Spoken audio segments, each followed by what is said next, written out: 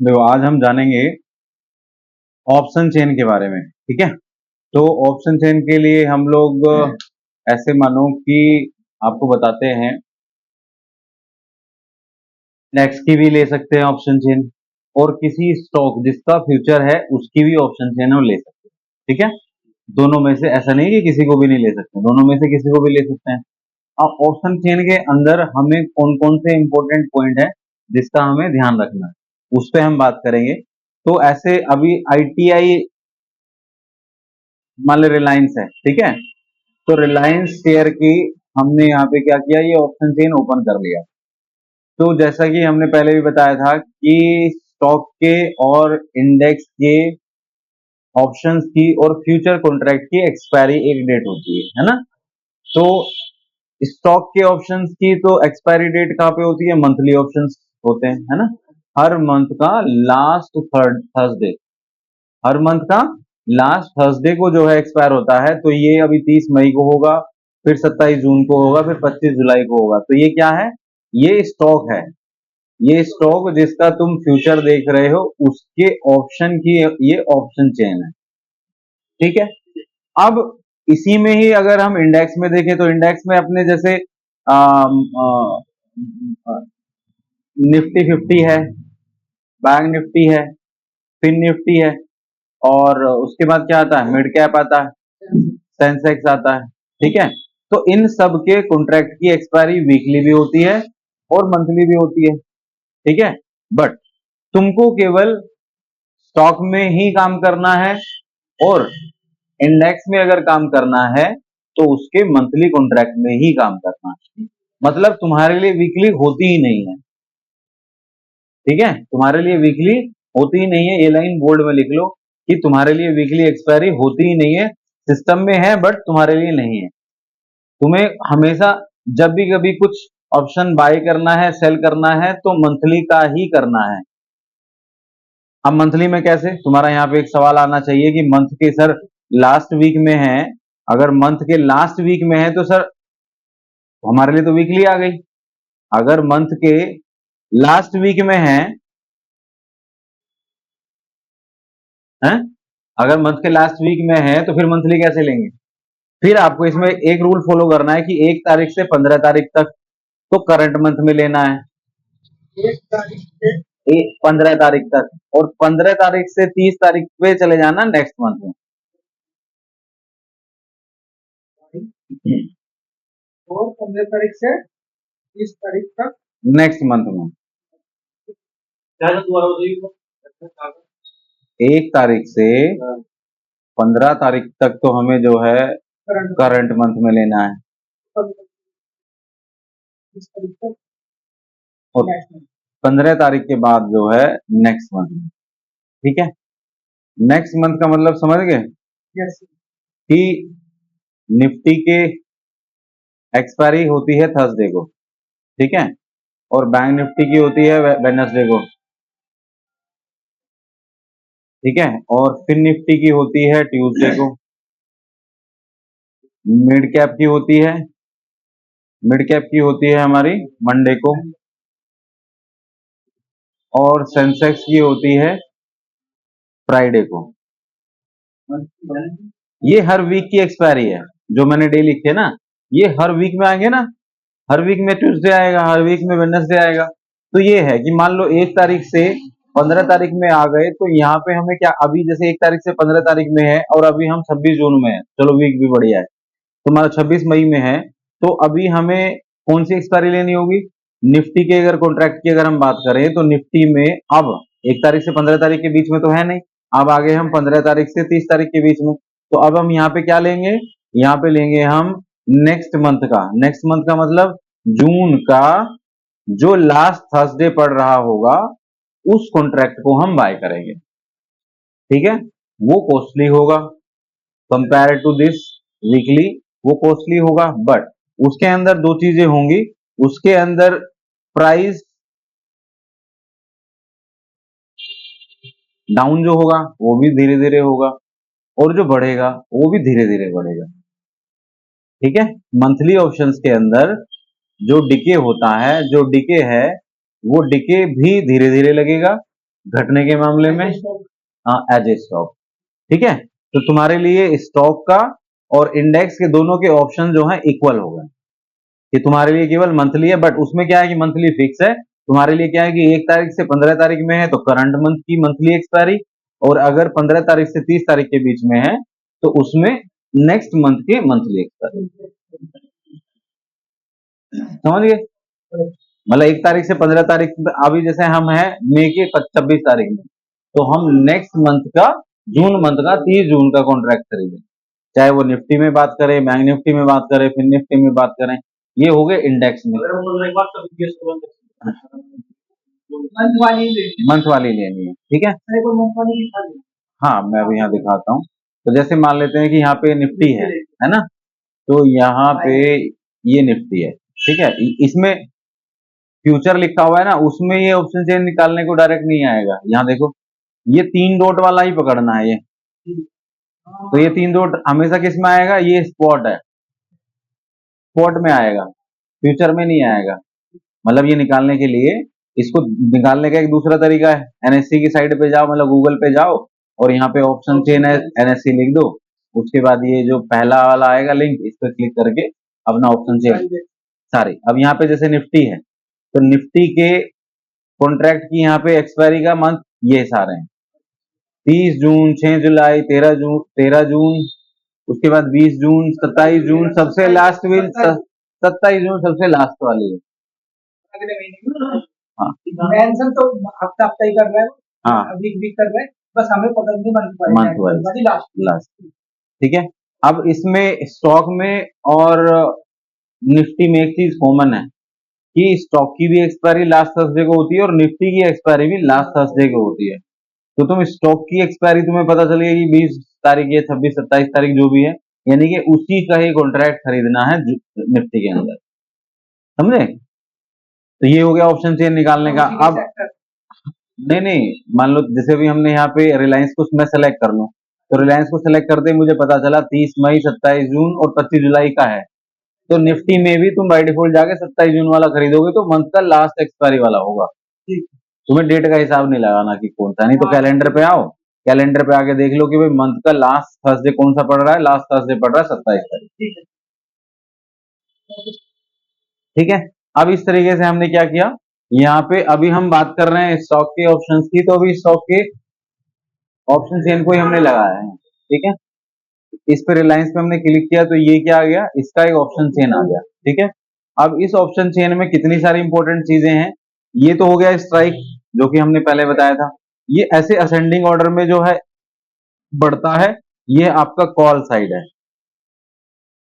Call माने सी भी बोलते हैं, यहाँ लिखा हुआ है कॉल्स, इधर पुट लिखा हुआ है, ये पुट,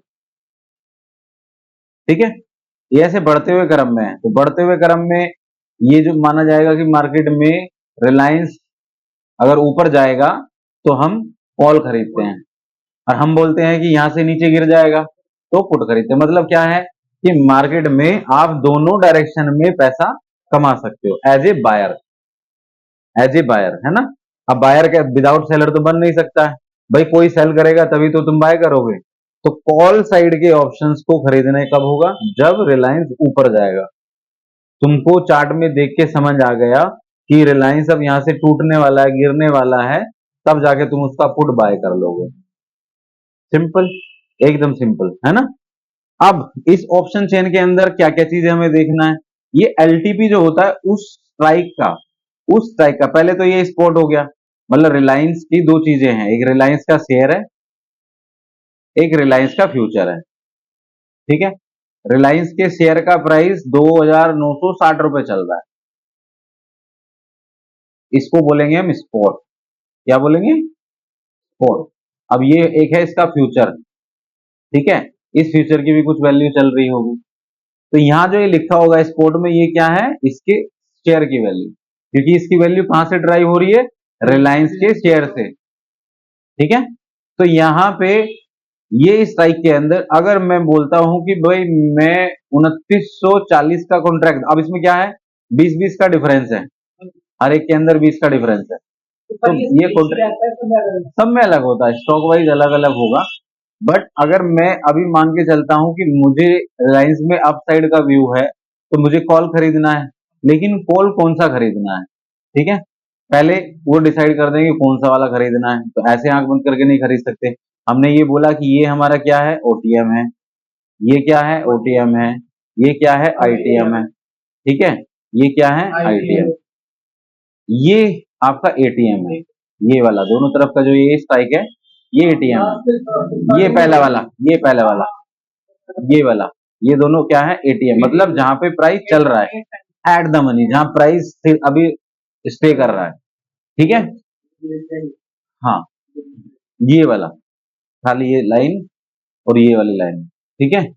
अब ये एलटीपी क्या है, इस स्ट्राइक का ये प्राइस है कि अगर मुझे इस कॉन्ट्रैक्ट की जो है कॉन्ट्रैक्ट को बाय करना है, तो इसका प्राइस है 40 रुपए। अगर मुझे 2960 को बाय करना है तो वह 29 रुपए। जितना हम ओटीएम में जाएंगे उतना वो सस्ता होता जाएगा, जितना इन द मनी में जाएंगे वो महंगा होता जाएगा, समझे। जितना इन द मनी में जाएंगे उतना वो महंगा। अब यहाँ पे एक चीज है ओ आई, ओ आई माने ओपन इंटरेस्ट। ओपन इंटरेस्ट का मतलब क्या होता है, कितनी पोजीशन अभी बनी हुई है, ओपन कितनी है, ठीक है। क्योंकि ये कॉन्ट्रैक्ट क्या होता है कि बायर और सेलर के बीच में कॉन्ट्रैक्ट बनता है, तो उस केसेस में क्या हो गया कि यहाँ पे इस अलग अलग स्ट्राइक के ऊपर इतने लाख में पोजीशन अभी बनी हुई, ठीक है। इसके बाद में ओ आई चेंज हो गया, परसेंटेज में उसने ओ आई को चेंज बता दिया, ये वाला ओ आई ओपन इंटरेस्ट लाख में पोजीशन बता रहा है कि इतने लाख की ओपन पोजीशन, ठीक है। इसके बाद में आता है डेल्टा, सबसे इंपॉर्टेंट है इसके अंदर ये, ठीक है। यहाँ पे सबसे इंपॉर्टेंट क्या है, डेल्टा। अब देखो जिसका डेल्टा ज्यादा होगा वो स्टॉक या उसके फ्यूचर की तरह से वर्क करेगा, जिसका डेल्टा ज्यादा होगा, जो कि मैंने तुम्हें अभी नॉर्मल भाषा में बताया था कि जिसके अंदर वो कम रहेगा, है ना। अब देखो यहाँ पे एटीएम पे डेल्टा कितना है, 55, यहाँ पे कितना है, 68, यहाँ पे 79, यहाँ पे 87, यहाँ पे 91, यहाँ पे 97। मतलब इसका क्या हुआ, इसका मतलब ये हुआ कि अगर रिलायंस 1 रुपया बढ़ता है तो एटीएम वाला जो ऑप्शन है ये केवल 50 पैसे बढ़ेगा। अगर रिलायंस का ऑप्शन 1 रुपया बढ़ता है तो ये 97 पैसे बढ़ेगा। इन द मनी का कॉन्सेप्ट ये होता है। इन द मनी क्यों लिया जाता है, इन द मनी इसलिए लिया जाता है क्योंकि उसके अंदर आपका डेल्टा जिसका ज्यादा होगा उसका मूवमेंट फ्यूचर की तरह से होगा, स्टॉक की वैल्यू से उसका ऑप्शन का वैल्यू ड्राइव होता है फ्यूचर के साथ में। तो वहां पे अगर स्टॉक 1 रुपया बढ़ेगा तो जितना डेल्टा इसका ज्यादा रहेगा वो भी उतना ज्यादा बढ़ेगा। अब ओटीएम में देखो, ओटीएम में क्या है, ऑप्शन तो तुम्हारा 20 रुपए में मिल जाएगा, लेकिन बढ़ेगा कितना, अगर यहां से रिलायंस 1 रुपया बढ़े तो ये 40 पैसे बढ़ेगा। मिल तो 20 रुपए का गया लेकिन 40 पैसे बढ़ेगा। अब तुमको 1 ही रुपया चाहिए अगर तुमको यहाँ पे खाली 1 रुपया चाहिए तो कैसे निकालोगे, तो तुम हमेशा उस ऑप्शन उस स्ट्राइक को चूज करोगे जिसके अंदर अपना वो कॉन्सेप्ट वो है, या ज्यादा पढ़ी लिखी भाषा में अगर जाओगे जिसका डेल्टा ज्यादा, ठीक है। इसके बाद में डेल्टा के बाद थीटा गामा वेगा इनको छोड़ो, आईवी पे आ जाओ और वॉल्यूम पे आ जाओ, ठीक है, क्योंकि चीजें बहुत सारी हैं। अभी सिंपल सिंपल चीजों से स्टार्ट करते हैं, ठीक है। अब इसको मान लेते हैं कि हम थोड़ा सा इधर लेफ्ट में ड्रैग करके देखते हैं कि और क्या है इधर, तो कुछ नहीं है। तो यहाँ पे क्या क्या इंपॉर्टेंट चीजें हैं, यहाँ पे आपका इंपॉर्टेंट हो गया एक तो strike, LTP, open interest, OI change, delta और वॉल्यूम। अभी खाली इन पे फोकस करना है, नेक्स्ट क्लास जब होगी उसमें थीटा गामा वीगा और आईवी पढ़ाएंगे।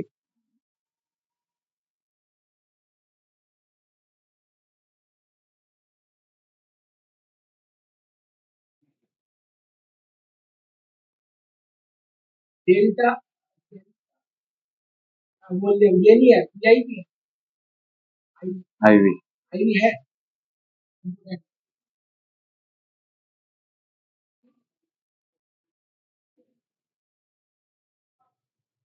हाँ, ये आईवी वही है जो मैंने बताया था, ये इसने यहाँ पे निकाल के दिया ना, तो इसको अगर हम देखेंगे तो आईवी इतना है, वही वाला है ना।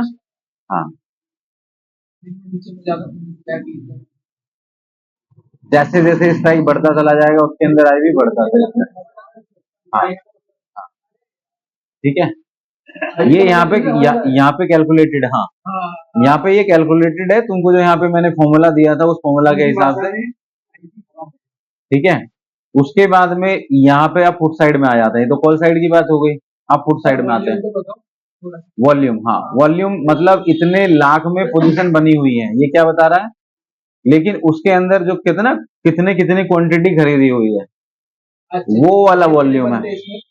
हाँ हाँ, तो मान लो सबसे ज्यादा है 33 लाख, 33 लाख जो है वॉल्यूम है यहाँ पे, ये 13 लाख का वॉल्यूम है यहाँ पे, ये 3 लाख का वॉल्यूम है, तो जितना इन द मनी में जाते जाओगे उतना वॉल्यूम कम होता जाएगा। इसके अंदर एक चीज और है कि ये वाला जो एटीएम है, ये वाला जो एटीएम है और ये वाला जो एटीएम है, ये जब भी कभी इन द मनी बनते हैं, इनके बढ़ने की रफ्तार ज्यादा होती है। इनको खरीदने का रीजन लोगों का ज्यादा ये भी होता है कि एटीएम को जब आईटीएम बनना होगा तो उसके अंदर जैसे ही इस येलो वाली रेंज में पहुंचेगा, तुम जैसे इसको छोड़ो, ये वाला तुम नहीं जाओगे इसमें, तुम खाली इस पे ध्यान दो कि जिसका थीटा ज्यादा होता है उसमें जाना है, सिंपल है ना, उतना डीप में जा, ऊपर भी है, ओपन इंटरेस्ट है आपके कॉन्ट्रैक्ट, मतलब उसकी वैल्यूज हैं जितने मेरे ओआई, ओपन इंटरेस्ट माने जितने मेरे ओपन कॉन्ट्रैक्ट्स हैं, एक बायर और सेलर के कॉन्ट्रैक्ट्स हैं, वो उसकी वैल्यू दिखा रखी है लाख में, ठीक है। माइनस में हुआ है तो लोगों ने क्या क्या किया है, कॉन्ट्रैक्ट छोड़ दिया है, प्लस ऐड हुआ है तो लोगों ने क्या किया है, उसमें पोजीशन बनाई है। ये बायर और सेलर की दोनों पोजीशंस होती हैं। देखो ऊपर के लिए अगर मैं इसमें स्क्रॉल अप करूं तो यहाँ लोड लोड मोर आता है ना, तो यहाँ देखोगे यहाँ पे क्या हो गया, इस वाली स्ट्राइक पे डेल्टा 1 हो गया सीधा, मतलब तुम स्टॉक खरीदो, उसका फ्यूचर खरीदो या 2840 खरीदो, तुम्हारा 1 रुपया बढ़ेगा। अब बाकी नहीं आ रहा है, उसका रीजन क्या है कि जिस जिस स्ट्राइक पे कोई वॉल्यूम नहीं है वहां पे तुमको 0 0 दिखाई देगा, मतलब वहां पे आपको वो वाला कॉन्ट्रैक्ट खरीदने की परमिशन नहीं मिलेगी। जहां पे आपका ओपन इंटरेस्ट और वॉल्यूम होगा वो लिक्विड स्ट्राइक है, मतलब उसके अंदर बायर और सेलर दोनों हैं, जहां पर तुम्हारे हाँ जिसके अंदर जिसमें 51,000 ही जो है वॉल्यूम है, 51,000 का ही वॉल्यूम है बस, जहां पर ज्यादा ओआई या वॉल्यूम होगा वहां पर ही हमें खरीदना है, नहीं होगा तो वो जो है लिक्विड नहीं होगा, मतलब वहां पे खरीदारी नहीं है, ना खरीददार ना बेचने वाला, ज्यादा ऊपर भी नहीं खरीदेगा, सेल ही नहीं होगा फिर, ठीक है। फुट साइड में चलें,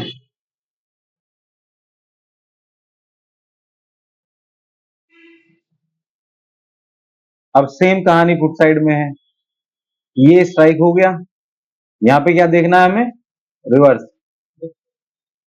डिसेंडिंग ऑर्डर में, गिरते हुए क्रम में, है ना।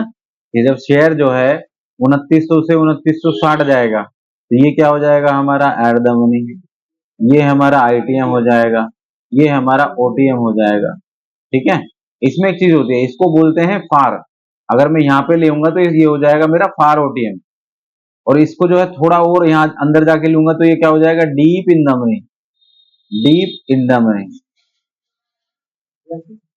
ये एटीएम, ये नॉर्मल यहाँ तक के स्ट्राइक मान लो आईटीएम है, इससे आगे की होगी डीप इन द मनी, और गहराई में चले गए हम, जो पास के हैं वो आईटीएम है, उससे थोड़ा और दूर जाओगे तो वो मतलब डीप इन द मनी हो जाएंगे, और ये जो ओटीएम है ये यहाँ तक का मान लो ओटीएम है, इससे इससे हाँ इससे आगे अगर हम जाएंगे तो वो मेरे फार ओटीएम हो जाएंगे। ठीक है, ये क्या है, एलटीपी, लास्ट ट्रेडिंग प्राइस। इस स्ट्राइक के ऑप्शंस का, इस ऑप्शन का जो प्राइस है वो 1 रुपए 40 पैसे, 1 रुपए 15 पैसे चल रहा है, 1 रुपए 90 पैसे चल रहा है। ये ओपन इंटरेस्ट सेम वैसे ही, ओवाई चेंज कितना लोगों ने पोजीशन बनाया है यहाँ पे बायर सेलर का, डेल्टा। अब इसके अंदर बस नेगेटिव में होता है, होगा वैसे ही, बस माइनस साइन लगा होगा बस। ठीक है, ये थीटा गामा वेगा अभी नहीं पढ़ेंगे, इसको पढ़ेंगे आईवी को और वॉल्यूम को। ठीक है, इंट्रिंसिक वैल्यू वही जो मैंने डिफरेंस निकालना बताया है वो यहाँ पे निकाल के दे दिया इसने, और ये हाँ, और ये क्या है, ये वॉल्यूम है। इस स्ट्राइक पे कितने जो है मेरे ओपन ऑप्शन जो वॉल्यूम है वो बना हुआ, हाँ ये सबसे ज्यादा लिक्विड है, लेकिन ओटीएम हो गया ना। अब हमें क्या देखना है कि यहां से यहां पहुंचने में स्टॉक को समय लगता है। अब मान लेते हैं कि वो 5 दिन तक नहीं पहुंचा, तो ये 32 रुपए का जो ऑप्शन है ये कितना डिके करेगा, 56 पैसे, यही खड़ा खड़ा 56 पैसे जो है चलता रहेगा। यहां से जब ये नीचे चलेगा, अब यहां से जब ये नीचे की तरफ चलेगा तो ये 56 पैसे के हिसाब से डाउन होना स्टार्ट होगा। ठीक है, अगर अप साइड में चलेगा,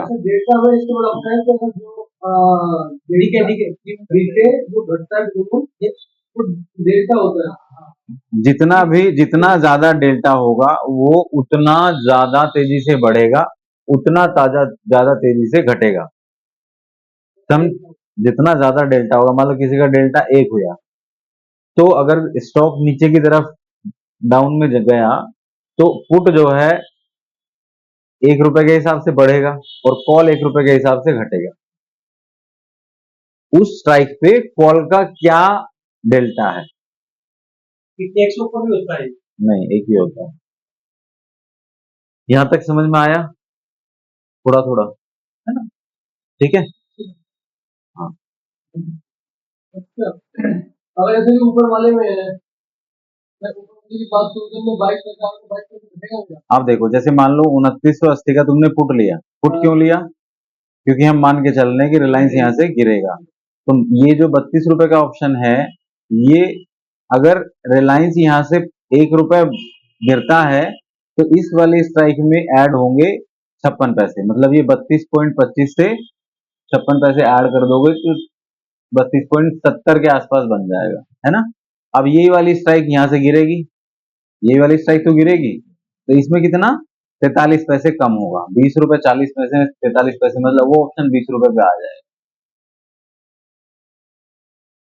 समझे। तो ये अभी छोटी सी कहानी थी ऑप्शन चेन की। अब तुम्हारा सवाल था इसके अंदर कुछ अलग, है ना, उस पे आ जाते हैं। तो यहाँ पे एक ऑप्शन आता है डिस्कवर का, मैं बता रहा हूँ, ये डिस्कवर का एक ऑप्शन आता है। इस डिस्कवर के ऑप्शन में तुमको अभी जाना है केवल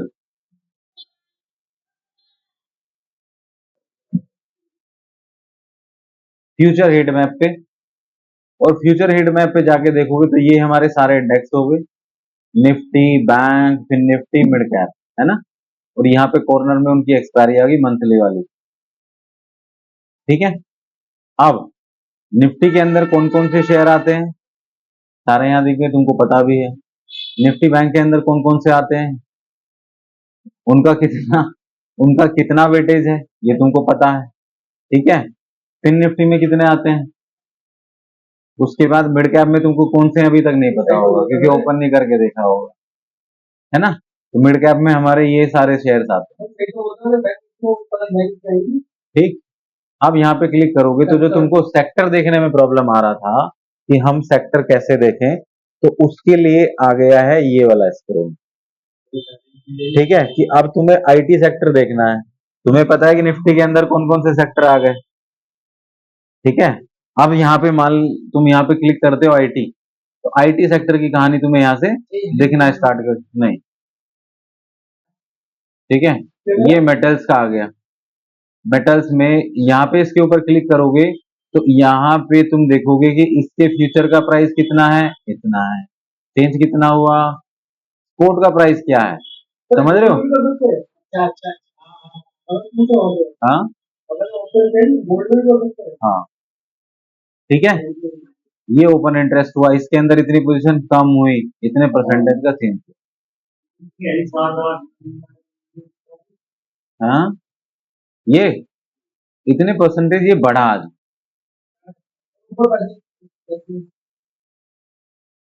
देखो यहाँ पे ऑयल्स एंड गैस भी आ गया तुम्हारा, फार्मा भी है, अदर्स में ये अलग वाले। हाँ, ठीक है। वहां से तुमको पता है कि निफ्टी में कौन कौन से सेक्टर आते हैं, तो बाय डिफॉल्ट उसने वही दिया हुआ है जो तुम्हारे सारे सेक्टर्स हैं, ठीक है। अब बैंक में देखो, बैंक में एचडीएफसी बैंक का वेटेज कितना है? 13 के आसपास, और इसके अंदर बंधन बैंक का, ठीक है। तो यहाँ पे जो बड़े बड़े बैंक वो कौन से हो गए? एचडीएफसी बैंक, एक्सिस बैंक और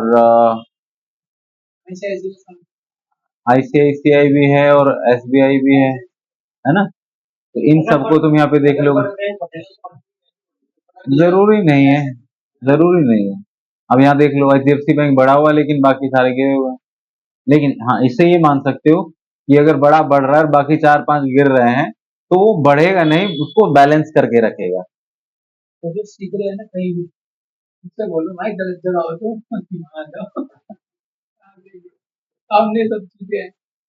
कुछ नहीं करना है, ऑप्शन चेन ओपन करना है, इन द मनी का ऑप्शन निकालना है, उसके अंदर क्या करना है, अपना नंबर सिस्टम अप्लाई करना है, कुछ नहीं करना प्लेन चार्ट में, ठीक। इसके बाद में फ्यूचर हीट मैप देखना है। फ्यूचर हीट मैप में जाके इंडेक्स और सेक्टर वाइज स्टॉक का एनालिसिस कर लिया, कौन सा सेक्टर कितना बढ़ा हुआ है, उस सेक्टर के स्टॉक को पकड़ के उसके अंदर ऑप्शन कर लिया। अगर तुम्हें आज दिख रहा है कि बैंकिंग सेक्टर बढ़ रहा है, तो बैंकिंग सेक्टर का जो अच्छा शेयर है उसको उठाओ, उसका चार्ट लगाओ, उसमें देखो, ऑप्शन को पकड़ो, खरीद लिया। निफ्टी, बैंक निफ्टी में कुछ नहीं रखा हुआ है, ठीक है, वो मोमाया है। उससे ज्यादा जो है रिलैक्स इसके अंदर मिलेगा, करके देखो अभी। निफ्टी बैंक निफ्टी पे हम लोग बिल्कुल लास्ट में आएंगे, जब तुम बोलोगे कि सर इधर बहुत कमा लिया, थोड़ा उधर गवा लो, ठीक है। वो तो ऐसा कुआ है जिसके अंदर सब पैसा डाले जा रहे हैं और सब गमन हुए जा रहा है। इसका इसमें थोड़ा सा आपकी शांति है, टाइम है, और आप कोई ऑप्शन खरीद रहे हो तो आपको लेने का समय मिल जाता है, सोचने का समय मिल जाता है, कहाँ खरीदना है, क्या इंडिकेटर लगाना है, कैसे काम करना है।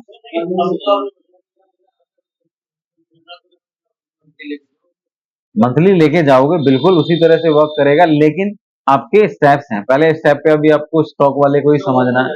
हाँ, क्योंकि जो मंथली वाला इसका निफ्टी बैंक निफ्टी का या इंडेक्स का ऑप्शन है, वो भी तो उतनी ही तेजी से हिलेगा, लेकिन उतना स्टॉक नहीं चलेगा, है ना। ये होगी कहानी। यहाँ पे और क्या आ जाता है, यहाँ पे करेंसी कॉमोडिटी,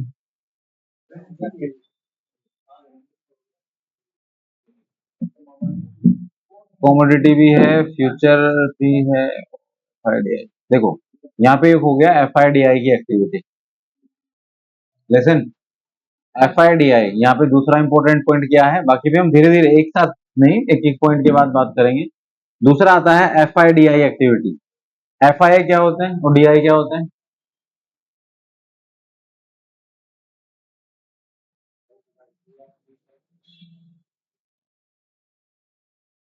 क्या होते हैं नीरज? एफआई क्या होता है? हाँ, और डीआई? सनी विवेक?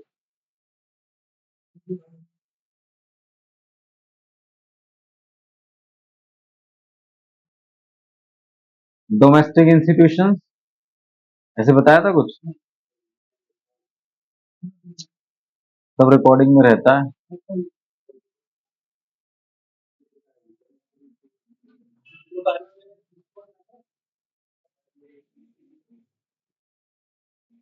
मतलब कि जो डोमेस्टिक इंस्टीट्यूशंस हैं, मतलब ग्रुप ऑफ कंपनीज हैं जिनके पास में बहुत पैसा है, उन्होंने आज क्या किया, खरीदा या बेचा।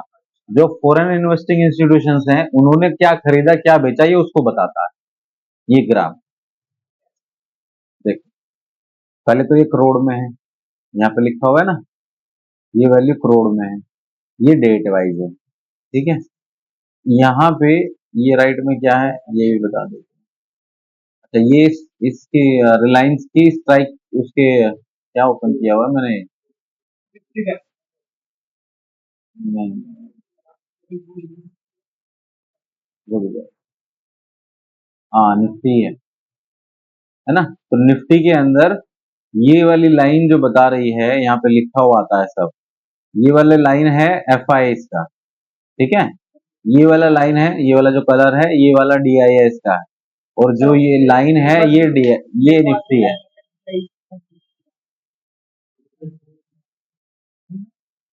हाँ, फॉरेन इन्वेस्टिंग इंस्टीट्यूशन, बाहर के विदेशी, हाँ विदेशी कंपनी।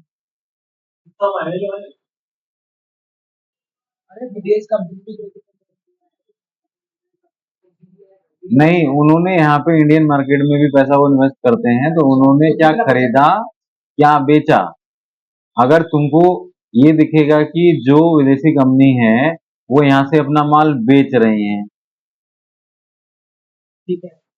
या खरीदारी कर रही है, वो होते हैं डोमेस्टिक, भारतीय, इंडियन।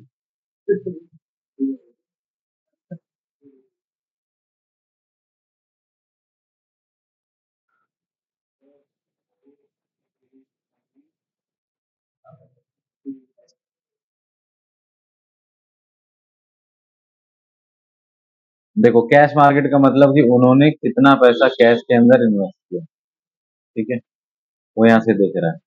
तो यहाँ पे ये वाली बत्ती बता रही है तुमको कि एफ आई एस ने क्या किया, कम खरीदा, है ना, और ये डी आई एस का है, डी आई एस ने क्या किया, यहाँ पे आएंगे तो यहाँ दिख रहा है कि इन्होंने 944 करोड़ का सेल किया, माइनस आया ना, और यहाँ पे इन्होंने क्या किया, बाय किया। 24 तारीख का करंट का, इसको देखना और डिटेल में हम बात कर लेंगे, ठीक है। ये डेरिवेटिव के बारे में होगा कि इंडेक्स के अंदर कितना, हाँ हाँ, डेरिवेटिव के अंदर में कितनी पोजीशंस बनी, देखो लॉन्ग किया मतलब खरीदा, है ना, यहाँ पे शॉर्ट किया मतलब बेचा। इंडेक्स के ऑप्शंस में इतने परसेंट जो है पोजीशन बनी है, लॉन्ग में इतने परसेंट बनी है पोजीशन शॉर्ट में, ठीक है। ये स्टॉक के फ्यूचर में है, ये स्टॉक के ऑप्शंस में है। ये ऐसे ही जनरल नॉलेज पर्पज से जो है मैंने बताया है ना, बाकी इसको अभी जैसे जैसे यूज करेंगे ना वैसे वैसे तुमको समझ में आने लगेगा।